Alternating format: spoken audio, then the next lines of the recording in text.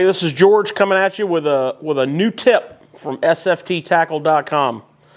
I spent 25 years of my life hardcore tournament fishing, and most of the time I had a jig in the hand.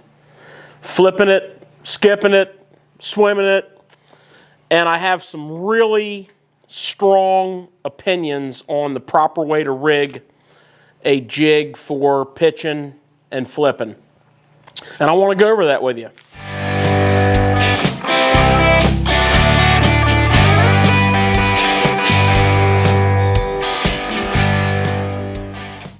So here I have a Greenfish tackle. This is their Brandon Cobb all-purpose jig. It's a great jig. I like it as a multitasking jig. It's got that archy style head, so it skips real well. And I love the way Greenfish builds their jig with a extra long fiber guard. You know, anytime you get into a really high quality jig, you're going to have a skirt that you can trim and a weed guard that you can customize, because these builders, these small specialty builders, know that every jig fisherman has their own tweaks. And I want to go over mine with you for my favorite setup. So first, we're going to modify this skirt a little bit. Now, what I'm going to do here is I'm going to kind of separate this skirt out. You'll notice these skirts are either banded or tied in the middle. Now, the Greenfish guys, you know, they're building some real high quality stuff, so they're tying their skirts. They're tied with a wire. So what I do is I separate that skirt. Now I have it the way it was put on, the way it was tied on. And I'm going to go to this little knuckle on my thumb. I'm going to put the eye of the hook right there.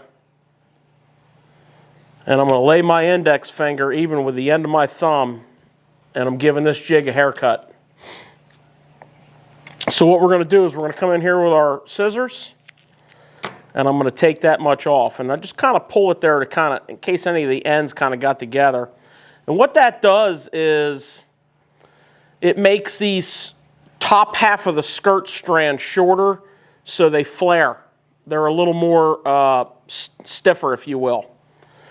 Now the bottom part of the skirt I'm going to look at, and I want it about a half inch past the bend of the hook. And a lot of times you don't have to do much to the bottom, but when I do, I bunch it up and I cut it in a pointy kind of a fashion. I don't cut it straight across.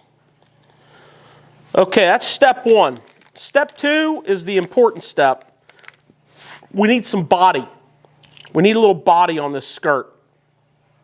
You know, when this thing gets in the water, I want something to fill up the hook, straight part of the hook and the hook keeper. And two things, it's going to give me some body, and it's going to prevent my chunk from sliding up. We'll get into that part next. So I'm just going to get one of my, usually I just pick a worm up off the floor of the boat. This is just a big bite coontail worm that we were doing a video with the other day. So I'm just going to kind of estimate my length there, and I'll show you what I mean. So I just want to thread this on.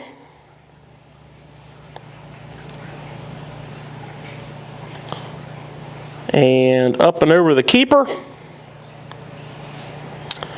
So now I have some body. Okay, but more importantly, I like to just hang my chunk on the jig.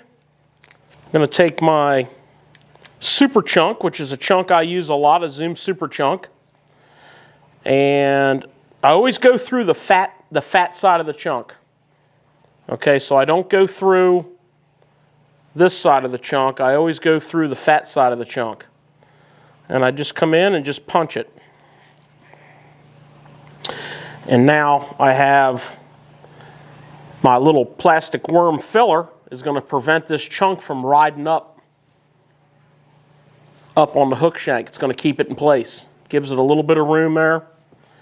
Now, the most important aspect of this procedure is the weed guard. So, like I said, the folks at Greenfish put a weed guard in here for a jig fisherman. And what I mean by that is they know that each of us is going to customize this weed guard in our own way.